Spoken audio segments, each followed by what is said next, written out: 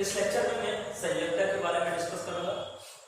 इसके पहले हम लोग ये समझ चुके थे पिछले लेक्चर में कि किसी तत्व का प्रतीक ज्ञात होने पर मैं उस तत्व का परमाणु क्रमांक, द्रव्यमान संख्या, उसमें उपस्थित मूलभूत तत्वों की संख्या अर्थात इलेक्ट्रॉन, प्रोटॉन और न्यूट्रॉनों की संख्या को कैसे ज्ञात कर सकता हूँ।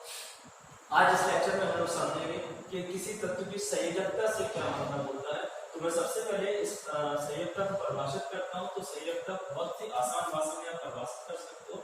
किसी तत्व की संयोजकता उस तत्व के एक परमाणु की दूसरे परमाणु के साथ संयोग करने की क्षमता को प्रदर्शित करती है। एक पॉइंट आपको याद रखना है कि किसी तत्व की संयोजकता उस तत्व के एक परमाणु की किसी दूसरे तत्व के या उसी तत्व के दूसरे परमाणु के साथ संयोग करने की क्षमता को प्रदर्शित करती है। अर्थात एक परमाणु किसी दूसरे परमाणु के साथ जितने नंबर में संयोग करेगा, कितने दूसरे परमाणु के साथ संयोग करेगा, वो इसकी संयोजकता है।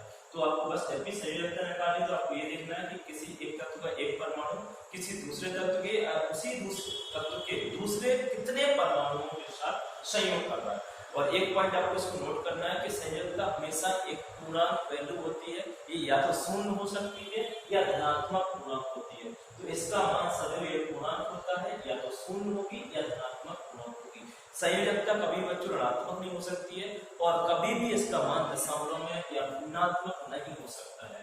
तो ये परिभाषा आपको याद रखनी है। इसकी एक परिभाषा और भी है कि किसी तत्व की संयोजकता वह संख्या है, किसी तत्व की संयोजकता वह संख्या है जो यह दर्शाती है कि उस तत्व का एक परमाणु कितने हाइड्रोजन परमाणुओं से संयोग करता है या फिर उसे उसके किसी यौगिक से विस्थापित करता है। तो ये परिभाषा भी आपको आसानी से समझ सकते हो कि किसी तत्व की संयोजकता एक संख्या होती है जो यह प्रदर्शित करती है कि उस तत्व का एक परमाणु कितने हाइड्रोजन परमाणुओं के साथ संयोग करेगा या फिर हाइड्रोजन परमाणु को किसी दूसरे यौगिक से विस्थापित करेगा। ये परिभाषा भी आप लोग याद कर सकते हो। इसके बेसिस पर बच्चों ने एग्जांपल लिए हैं और इन एग्जांपल से मैं आपको समझाऊंगा। इसमें मैं किसी तत्व की संयोजकता हाइड्रोजन से संयोग करने की क्षमता के आधार पर प्रदर्शित कर रहा हूँ। जैसे HCl लिया बच्चों मैंने, तो HCl में अगर आप देखोगे कि HCl एक यौगिक है जो एक हाइड्रोजन परमाणु और एक क्लोरीन परमाणु के संयोग से बना है। अर्थात HCl में क्लोरीन की संयोजकता 1 है। अर्थात HCl में क्लोरीन की संयोजकता 1 है क्योंकि एक क्लोरीन परमाणु एक हाइड्रोजन परमाणु से संयोग कर रहा है। ये पॉइंट आपको याद रखना है बच्चों कि HCl अगर आप देखोगे तो HCl कैसे बना है। इसमें आप देख सकते हो कि जो HCl है, HCl में एक हाइड्रोजन परमाणु और एक क्लोरीन परमाणु आपस में मिलकर के HCl का निर्माण कर रहे हैं। अगर आप लोग देखोगे HCl कैसे बना है तो इसमें क्लियरली दिख रहा है कि HCl में एक हाइड्रोजन परमाणु है और एक क्लोरीन का परमाणु है। क्योंकि एक क्लोरीन का परमाणु एक ही हाइड्रोजन के परमाणु से संयोग कर रहा है, इसलिए क्लोरीन की संयोजकता 1 होगी। इस यौगिक में क्लोरीन की संयोजकता 1 है। तो इस परिभाषा के आधार पर मैंने निकाला है कि किसी तत्व की संयोजकता वह संख्या होती है जो यह दर्शाती है कि उस तत्व का एक परमाणु कितने हाइड्रोजन परमाणु से संयोग करता है। दूसरा एग्जांपल बच्चों ने लिया है H2O जल का। अगर आप देखोगे इसी प्रकार H2O में O की संयोजकता 2 है। इसको आप समझ सकते हो। जैसे H2O को अगर आप समझना तो 2 हाइड्रोजन परमाणु और एक ऑक्सीजन परमाणु आपस में मिलकर के जल के एक अणु का निर्माण कर रहे हैं। अगर आप यहाँ पर देखोगे तो इसमें क्लियर मेंशन है कि 2 हाइड्रोजन के परमाणु एक ऑक्सीजन के परमाणु के साथ संयोग करके एक जल का अणु बना रहे हैं। अर्थात यहाँ पर एक ऑक्सीजन परमाणु 2 हाइड्रोजन परमाणु से संयोग कर रहा है। एक ऑक्सीजन परमाणु चूंकि 2 हाइड्रोजन परमाणु से संयोग कर रहा है, इसलिए इस यौगिक में ऑक्सीजन की संयोजकता 2 होगी। सिमिलरली NH3 में नाइट्रोजन की संयोजकता 3 है क्योंकि इसमें एक नाइट्रोजन परमाणु 3 हाइड्रोजन परमाणु से संयोग करके NH3 अणु का निर्माण करता है। एक नाइट्रोजन परमाणु 3 हाइड्रोजन परमाणुओं से संयोग करके एक अमोनिया NH3 के अणु का निर्माण करता है, इसलिए NH3 में नाइट्रोजन की संयोजकता 3 है। सिमिलरली आप देखोगे तो CH4 में कार्बन की संयोजकता 4 है क्योंकि इसमें कार्बन का एक परमाणु 4 हाइड्रोजन परमाणुओं से संयोग करके CH4 का निर्माण करता है। क्योंकि एक परमाणु 4 हाइड्रोजन से संयोग कर रहा है, इसलिए इसमें कार्बन की संयोजकता 4 होगी। इस प्रकार से आप किसी भी तत्व की संयोजकता को परिभाषित कर सकते हो। तो परिभाषा आपको याद रख लेनी है कि किसी तत्व के एक परमाणु की दूसरे परमाणुओं से संयोग करने की क्षमता को ही हम लोग उस तत्व की संयोजकता कहते हैं। अब ये रूल्स भी है। अगर आप संयोजकता ज्ञात करने के नियम है कुछ, उसको हम लोग कि संयोजकता ज्ञात करने के नियम कौन कौन से नियम है और आप कैसे किसी तत्व की संयोजकता को परिभाषित करते हो, मतलब कैसे डिफाइन होती है, निश्चित होती है। किसी भी तत्व की किसी दूसरे एक परमाणु के दूसरे परमाणु के साथ संयोग करने की क्षमता एक निश्चित वैल्यू होती है और उसको हम लोग इधर ज्ञात करना सीखेंगे। तो सबसे पहले अगर आपको संयोजकता निकालना सीखना है तो आपको इलेक्ट्रॉनिक अभिविन्यास, किसी भी तत्व का इलेक्ट्रॉनिक अभिविन्यास सीखना आना चाहिए। इलेक्ट्रॉनिक अभिविन्यास ज्ञात करने के लिए बच्चों को एक सिंपल से ट्रिक बता रहा हूँ कि आपको ऐसे मानना है कि 4 सेल है आपके पास, 4 कक्षाएं हैं और 4 कक्षाओं में इलेक्ट्रॉन 2 1 1 और 1 करना है। बच्चों 8वीं और 9वीं क्लास तक आपका काम चल जाएगा, 20 तक के तत्वों में इसमें गलत नहीं होता है। तो यहाँ पे आप याद रख सकते हो कि किसी भी इलेक्ट्रॉनिक अभिविन्यास तत्व का इलेक्ट्रॉनिक अभिविन्यास ज्ञात करना है हमें, तो हम उसमें इलेक्ट्रॉन कैसे भरेंगे। पहली सेल में कक्षा में 2 इलेक्ट्रॉन, दूसरी में 8, तीसरे में 8 और चौथी में 18। मतलब हम पहले अगर कक्षा में केवल 2 इलेक्ट्रॉन भर सकते हैं, अधिकतम 2 इलेक्ट्रॉन भर सकते हैं। अगर मेरे पास एक ही इलेक्ट्रॉन है तो 1 भरूंगा, 2 है तो 2 भर दूंगा। बट अगर मेरे पास 3 इलेक्ट्रॉन है तो मैं इसमें 3 नहीं भर सकता। 2 के बाद मुझे अगली कक्षा में प्रवेश करना होगा और उसमें मैं अधिकतम इलेक्ट्रॉन 8 तथा फिर से अगली कक्षा में अधिकतम इलेक्ट्रॉन 8 और फिर 18। तो आपको ऐसे याद कर लेना है कि इलेक्ट्रॉनिक कॉन्फ़िगरेशन 2, 8, 8, 18 होता है। तो इस बेसिस पर आप 2, 8, 8, 18 ये याद कर लोगे। प्रथम कक्षा, द्वितीय कक्षा, तृतीय कक्षा और चतुर्थ कक्षा बोलते हैं इसको। और ये याद रखोगे तो इसकी हेल्प से मैं आपको बताऊंगा जहां पर से किसी भी तत्व का इलेक्ट्रॉनिक कॉन्फ़िगरेशन, इलेक्ट्रॉनिक अभिविन्यास हम लोग कैसे बनाएंगे। और एक मोड आपको बच्चों याद रखना है इसमें कि जो सबसे बाहरी कोष होता है उसको हम लोग संयोजी कोष बोलते हैं। जो सबसे बाहरी कोष होता है उसको हम लोग संयोजी कोष बोलते हैं और उसमें उपस्थित इलेक्ट्रॉनों को संयोजी इलेक्ट्रॉन, और संयोजी इलेक्ट्रॉन ही होते हैं जो किसी तत्व की संयोजकता निश्चित करते हैं कि उस तत्व की संयोजकता कितनी होगी। तो यहाँ आपको बिल्कुल याद रखना है कि हम इलेक्ट्रॉनिक अभिविन्यास बनाएंगे और इलेक्ट्रॉनिक अभिविन्यास में जो भी सबसे बाहरी कक्षा होगी, सपोज करो किसी तत्व की पहली कक्षा बाहरी कक्षा है तो हम पहली कक्षा को, प्रथम कक्षा को ही संयोजी कक्षा बोलेंगे।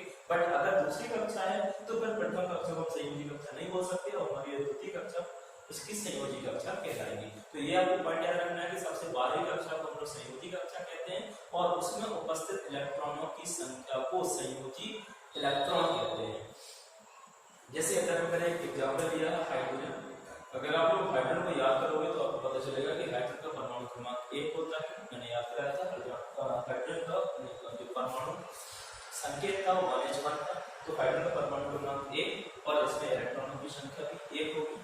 तो इसका इलेक्ट्रॉनिक अभिविन्यास भी 1 ही आएगा। आप पहली कक्षा में अधिकतम 2 इलेक्ट्रॉन पा सकते हैं, लेकिन मेरे पास बिल्कुल 1 इलेक्ट्रॉन है तो पहली कक्षा इसकी आखिरी कक्षा होगी और इसी कक्षा को मैं संयोजी कोष और इसमें उपस्थित इलेक्ट्रॉन को संयोजी इलेक्ट्रॉन। तो अगर आपसे पूछता हूं कि हाइड्रोजन में संयोजी इलेक्ट्रॉनों की संख्या क्या होगी तो आप बोलोगे 1, क्योंकि इसकी पहली कक्षा ही बाहरी कक्षा है, इसके बाद कुछ है नहीं। तो जो भी बाहरी कक्षा होगी उसी को हम संयोजी कोष या कक्षा और उसमें उपस्थित इलेक्ट्रॉन को संयोजी इलेक्ट्रॉन कहते हैं। तो हाइड्रोजन के पास कुल संयोजी इलेक्ट्रॉन 1 है। लेकिन अगर अगला एग्जांपल मैंने बेरिलियम का लिया है तो बेरिलियम का जो संकेत होता है वो 4Be9 होता है, अर्थात इसका परमाणु क्रमांक 4 है और परमाणु क्रमांक 4 है जिसमें इलेक्ट्रॉन की संख्या भी 4 होगी। मैं आपको बता चुका हूं कि किसी तत्व में इलेक्ट्रॉन की संख्या, किसी तत्व में इलेक्ट्रॉन की संख्या उसके परमाणु क्रमांक के बराबर होती है। तो इसमें इलेक्ट्रॉन की संख्या 4 होगी। अब अगर मुझे इसका इलेक्ट्रॉनिक कॉन्फ़िगरेशन लिखना है तो 2,2, क्यों? क्योंकि प्रथम कक्षा में केवल अधिकतम 2 इलेक्ट्रॉन तो ये हो गया। अभी भी मेरे पास 2 इलेक्ट्रॉन बचे तो अगली कक्षा में डालूंगा और अगली कक्षा में 8 इलेक्ट्रॉन तक डाल सकता हूं, तो इसमें 2 इलेक्ट्रॉन डालूंगा। तो अभी ये नहीं भरी है, पूर्ण रूप से नहीं भरी है, तो इधर ही स्टॉप कर दूंगा बच्चों में, इससे आगे नहीं जा सकते। जब तक कोई कक्षा पूर्ण नहीं हो जाती अगली कक्षा में प्रवेश नहीं कर सकते हो। तो इसका इलेक्ट्रॉनिक अभिविन्यास 2,2 हो गया। तो इसकी ये प्रथम कक्षा है, ये प्रथम कक्षा है बच्चों और ये द्वितीय कक्षा है। तो इसकी जो बाहरी कक्षा है वो द्वितीय है, तो इसकी जो सबसे बाहरी कक्षा है वो द्वितीय कक्षा था। इसी कक्षा को मैं संयोजी कोष, अगर पूछे कि बेरिलियम की संयोजी कक्षा कौन सी होती है तो आप बोलोगे सेकंड, द्वितीय कक्षा इसकी संयोजी कक्षा है और उसमें 2 इलेक्ट्रॉन है, इसलिए बेरिलियम के पास संयोजी इलेक्ट्रॉन की संख्या 2 होगी। सिमिलर बेसिस पर अगर आप कार्बन देखोगे तो कार्बन का परमाणु क्रमांक 6 है, तो परमाणु क्रमांक 6 है, इलेक्ट्रॉनों की संख्या भी 6 होगी और इसका अगर आप इलेक्ट्रॉनिक कॉन्फ़िगरेशन करोगे तो 2,4 आएगा, अर्थात संयोजी कोष इसका दूसरा है और इसमें संयोजी इलेक्ट्रॉनों की संख्या 4 है।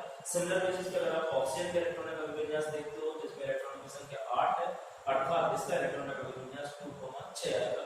तो यहाँ तक आपको इलेक्ट्रॉनिक अभिविन्यास के बारे में याद रखना है कि इलेक्ट्रॉनिक विन्यास हम 2, 8, 8 और 18 के आधार पर करेंगे। अर्थात पहली कक्षा में अधिकतम 2 इलेक्ट्रॉन, दूसरी में 8 और तीसरी में भी 8 और चौथी में 18 इलेक्ट्रॉन बनेंगे। अगर कोई कक्षा पूर्ण रूप से भर जाती है तो फिर हम अगली कक्षा में प्रवेश करते हैं और नहीं भरती तो वहीं पर स्टॉप कर देते हैं। इस प्रकार जो हमें सबसे बाहरी कक्षा मिलती है उसको हम लोग संयोजी कोष तथा उसमें उपस्थित इलेक्ट्रॉनों की संख्या को संयोजी इलेक्ट्रॉन कहते हैं। अब अगर आपने किसी तत्व के एक पक्ष में संयोजी इलेक्ट्रॉन पता कर ली है बच्चों, तो उसकी संयुक्तता बड़े आराम से निकाल सकते हो। संयुक्तता ज्ञात करने के आपको दो सूत्र याद रखते हैं, ए और बी। ए सूत्र कब लगाना है, इसके लिए मैंने कंडीशन उसके ब्रैकेट में लिखी हुई है। यदि संयोजी इलेक्ट्रॉनों की संख्या 4 या 4 से कम हो, अर्थात 0, 1, 2, 3 और 4 आने पर आप इस सूत्र का प्रयोग करोगे। और अगर संयोजी इलेक्ट्रॉनों की संख्या 4 से अधिक आती है, यदि संयोजी इलेक्ट्रॉन 4 से अधिक हो अर्थात 5, 6, 7, 8 हो, तो आपको संयोजकता निकालने के लिए सूत्र बी का प्रयोग करना है। तो यहाँ पर मैं संयोजकता निकालने को दो सूत्र दे रहा हूँ और ये दो ही सूत्र है। आपको बस उनकी कंडीशन याद रखनी है, शर्त याद रखनी है कि कब कौन सा सूत्र याद करना है।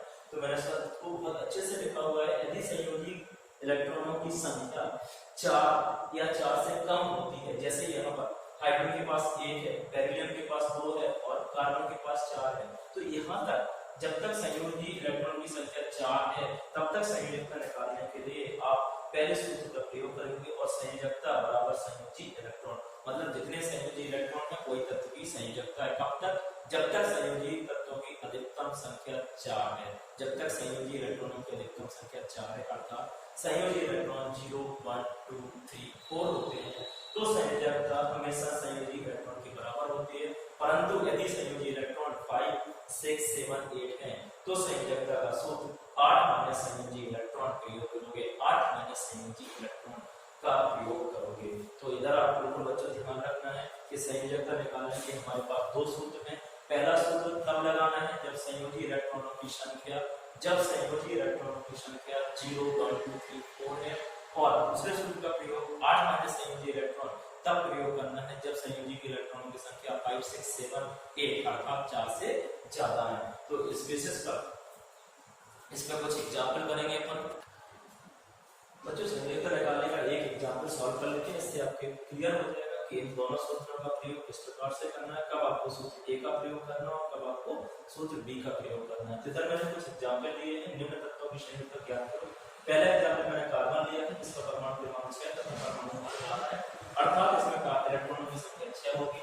तो अगर इसका इलेक्ट्रॉनिक अभिविन्यास करते हो, अगर इसका आप इलेक्ट्रॉनिक अभिविन्यास बनाओगे तो इसका इलेक्ट्रॉनिक अभिविन्यास कैसे आएगा बच्चों बता सकते हो। सबसे पहली कक्षा में 2 इलेक्ट्रॉन भर देंगे, हमारे पास कुल 6 इलेक्ट्रॉन है, अभी हमारे पास 4 बचे हुए हैं। अगली कक्षा करेंगे, अगली कक्षा में अधिकतम इलेक्ट्रॉन कितने आ सकते हैं 8, अर्थात मैं दूसरी कक्षा में बचे हुए 4 इलेक्ट्रॉन भर सकता हूँ। अर्थात इलेक्ट्रॉन कार्बन का इलेक्ट्रॉनिक कॉन्फ़िगरेशन 2,4 होगा, इलेक्ट्रॉनिक अभिविन्यास 2,4 होगा। इस कोष को दूसरी कोष को मैं संयोजी कोष और इसमें उपस्थित इलेक्ट्रॉनों की संख्या को संयोजी इलेक्ट्रॉन बोलूंगा। अर्थात कार्बन में संयोजी इलेक्ट्रॉन कितने आ गए बच्चों 4 आ जाएंगे। क्लियर है। तो सबसे पहले आपको इलेक्ट्रॉनिक अभिविन्यास बनाना है, इलेक्ट्रॉनिक अभिविन्यास इसको फॉलो करते हुए बनाना है 2, 8, 8, 18 को। तो मैंने देखा कार्बन के पास 6 इलेक्ट्रॉन है, तो मेरे पास कुल 6 इलेक्ट्रॉन है, इसमें पहली कक्षा में 2 इलेक्ट्रॉन भर सकता हूँ तथा दूसरे में बचे हुए 4 इलेक्ट्रॉन मैंने भर दिए। तो इसकी सबसे बाहरी कोष द्वितीय कोष है, उसी को मैं संयोजी कोष बोलूंगा और उसमें उपस्थित इलेक्ट्रॉन की संख्या को संयोजी इलेक्ट्रॉन। चूंकि मेरे संयोजी इलेक्ट्रॉन 4 है और जब तक संयोजी इलेक्ट्रॉन की संख्या 4 या 4 से कम होती है तो संयोजकता का सूत्र होता है संयोजकता बराबर संयोजी इलेक्ट्रॉन। तो कार्बन की संयोजकता इस प्रकार से बोल सकता हूँ कि कार्बन की संयोजकता बराबर संयोजी इलेक्ट्रॉन और संयोजी इलेक्ट्रॉन की संख्या कितनी है 4, अर्थात कार्बन की संयोजकता कितनी होगी 4 होगी। तो जब भी आपसे पूछा जाए कार्बन की संयोजकता कितनी होगी तो आप बोलोगे कार्बन की संयोजकता 4 होती है। लेकिन इधर मैंने एक दूसरा एग्जाम्पल लिया हुआ है, बोरॉन लिया हुआ है बी। बोरॉन का परमाणु क्रमांक 5 तथा परमाणु नंबर 11 है, तो इसमें नंबर ऑफ इलेक्ट्रॉन बच्चों कितने हो जाएंगे 5 हो जाएंगे। और अगर नंबर ऑफ इलेक्ट्रॉन 5 हो इसका इलेक्ट्रॉनिक कॉन्फ़िगरेशन 2,3 होगा, क्योंकि पहली कक्षा में केवल 2 इलेक्ट्रॉन अगले में 8 भर सकता हूँ, तो मेरे पास 3 है तो इसमें भर दूंगा। तो संयोजी कोष कौन सा हो गया दूसरा हो गया। संयोजी इलेक्ट्रॉन कितने आ गए 3 हो जाएंगे, तो संयोजी इलेक्ट्रॉन बराबर 3 आ गए। तो बेरिलियम की बोरॉन की संयोजकता भी 3 होगी, क्योंकि जब तक संयोजी इलेक्ट्रॉनों की संख्या 4 या 4 से कम है संयोजकता बराबर संयोजी इलेक्ट्रॉन, और संयोजी इलेक्ट्रॉन कितने हैं 3, तो बोरॉन की संयोजकता भी कितनी होगी 3। इसी बेसिस पे मैं आगे अगला एग्जांपल लेता हूं। तो अगला एग्जांपल नाइट्रोजन है 7n14 है। तो अगर आप 7n14 को सॉल्व करोगे तो इसमें नंबर ऑफ इलेक्ट्रॉन, नाइट्रोजन में नंबर ऑफ इलेक्ट्रॉन 7 है, तो इसका इलेक्ट्रॉनिक कॉन्फ़िगरेशन 2,5 आएगा बच्चों, क्योंकि 7 इलेक्ट्रॉन थे कुल, तो 2 पहले में बचे हुए 5 अगली कक्षा में भर जाएंगे, तो दूसरी कक्षा है, तो ये पहली कक्षा है, इसी में इसकी संयोजी कक्षा और इसमें उपस्थित इलेक्ट्रॉन को संयोजी इलेक्ट्रॉन बोलूंगा। तो अर्थात नाइट्रोजन के पास संयोजी इलेक्ट्रॉन की संख्या 5 है, और अगर संयोजी इलेक्ट्रॉन की संख्या 5 है तो चूंकि संयोजी इलेक्ट्रॉन की संख्या 4 से अधिक हो गई, अर्थात मैं सूत्र डी का प्रयोग करूंगा, संयोजकता बराबर 8 माइनस संयोजी इलेक्ट्रॉन। ए का भी यूज करना है जब संयोजी इलेक्ट्रॉन की संख्या 4 से अधिक अर्थात 5 6 7 8 होती है। तो अब जो नाइट्रोजन की संयोजकता होगी, नाइट्रोजन की संयोजकता बराबर 8 माइनस संयोजी इलेक्ट्रॉन, इस सूत्र से निकालेंगे बच्चों। तो इस प्रकार से मैंने दोनों सूत्र का प्रयोग आपके लिए कर दिया है। तो आपको ध्यान रखना है कि किसी तत्व की संयोजकता उसमें उपस्थित संयोजी इलेक्ट्रॉन के बराबर होती है तब तक जब तक संयोजी इलेक्ट्रॉन की संख्या 4 या 4 से कम है, परंतु 4 से ज्यादा होने पर संयोजकता का सूत्र 8 माइनस संयोजी इलेक्ट्रॉन लगेगा। तो 8 माइनस संयोजी इलेक्ट्रॉन, अगर यहाँ पे 8 माइनस 5 करूंगा तो 3 आएगा, अर्थात इसमें नाइट्रोजन की संयोजकता बच्चों 3 होगी। सिमिलर बेसिस पर आप अगले एग्जांपल के लिए सॉल्व कर सकते हो। इसमें मैंने यहाँ पर सोडियम लिया है, तो सोडियम के पास परमाणु क्रमांक 11 है, अर्थात इसमें इलेक्ट्रॉन की संख्या 11 होगी। तो अगर इसका इलेक्ट्रॉनिक अभिविन्यास आप करोगे बच्चों तो 2, अभी कितने इलेक्ट्रॉन बचे हैं 10, अगली कक्षा में मैं कितने पढ़ सकता हूँ केवल 8। तो अब मेरे पास क्या है, अभी ज्यादा मैं पूरे नहीं कर पाऊंगा तो मैं 8 करूंगा। अभी भी मेरे पास 1 इलेक्ट्रॉन बचा हुआ है, 2 + 8 10 हुए, 11 इलेक्ट्रॉन है, मेरे पास 1 इलेक्ट्रॉन बचा हुआ है, तो तीसरी कक्षा में जाएगा। तो इसके लिए संयोजी कोष होगा वो तृतीय कक्षा होगी। तृतीय कोष इसका संयोजी कोष है, और संयोजी इलेक्ट्रॉन की संख्या 1 है, अर्थात इसकी संयोजकता 1 होगी। तो सोडियम की संयोजकता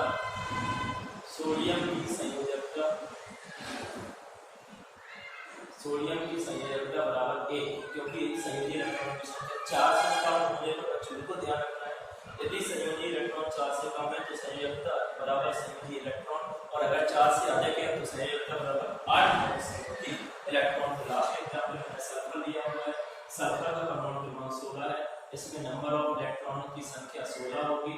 इलेक्ट्रॉनिक अभिविन्यास करोगे तो 2 पहली चरण में, अभी मेरे पास 14 इलेक्ट्रॉन बचे हुए हैं, टोटल 16 है, 2 मैंने भर दिए तो भी 14 इलेक्ट्रॉन बचे हैं। अगली में मैं केवल 8 भर सकता हूँ, मैंने 8 भर दिए तो 2 + 8 10 हो गए। अभी भी मेरे पास 6 इलेक्ट्रॉन बचे हुए हैं, जो कि मैं थर्ड सेल में भरूंगा, तीसरी सेल में भरूंगा। इसके लिए तृतीय सेल है वो संयोजी सेल है, और संयोजी इलेक्ट्रॉन की संख्या 6 है, और संयोजी इलेक्ट्रॉन की संख्या 6 है, तो संयोजकता का सूत्र में 8 माइनस संयोजी इलेक्ट्रॉन प्रयोग करूंगा। तो इसके सल्फर की संयोजकता बराबर 8 माइनस संयोजी इलेक्ट्रॉन, और संयोजी इलेक्ट्रॉन की संख्या कितनी है 6, तो 8 माइनस 6 करोगे तो कितनी आएगी 2 आएगी। तो इस प्रकार से आप प्रत्येक तत्व की संयोजकता निकालना सीख सकते हो। तो यहाँ तक आपको ध्यान रखना है कि इसमें सबसे पहले इलेक्ट्रॉनिक अभिविन्यास बनाना होगा। जब भी हमें किसी तत्व की संयोजकता निकालने को कहा जाएगा तो सबसे पहले तत्व का इलेक्ट्रॉनिक अभिविन्यास 2 8 8 18 से बनाएंगे, और उसमें जो सबसे बाहरी कोष होगा उसको हम संयोजी कोष कहते हैं, और उसमें उपस्थित इलेक्ट्रॉनों की संख्या को संयोजी इलेक्ट्रॉन कहते हैं। और संयोजी तत्वों इलेक्ट्रॉनों की संख्या के आधार पर हम लोग संयोजकता के सूत्र का निर्धारण करते हैं। यदि संयोजी इलेक्ट्रॉन की संख्या 4 या 4 से कम है तो संयोजकता का सूत्र होता है संयोजकता बराबर संयोजी इलेक्ट्रॉन। बट यदि संयोजी इलेक्ट्रॉनों की संख्या 4 से अधिक हो तो संयोजकता का सूत्र 8 माइनस संयोजी इलेक्ट्रॉन प्रयोग करते हैं। इस प्रकार से मैंने आपको 5 एग्जाम्पल कराए, और इन 5 एग्जाम्पल की सहायता से आप समझ सकते हो कि 2 सूत्र ए और बी, संयोजकता निकालने के 2 सूत्र हैं, ए और बी, इनका प्रयोग किस प्रकार करना है, और इसके आधार पर आप 20 तक के सभी तत्वों की संयोजकता निकाल सकते हो।